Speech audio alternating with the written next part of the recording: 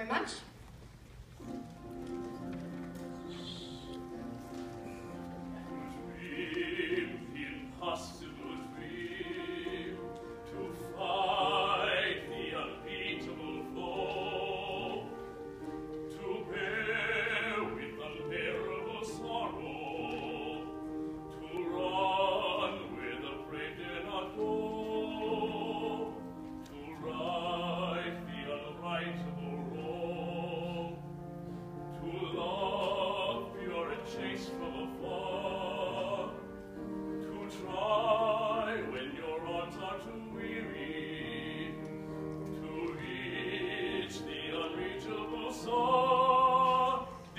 My quest to follow that star, no matter how hopeless, no matter how far, to fight for the right without question or pause, to be willing to march into hell for a heavenly goal.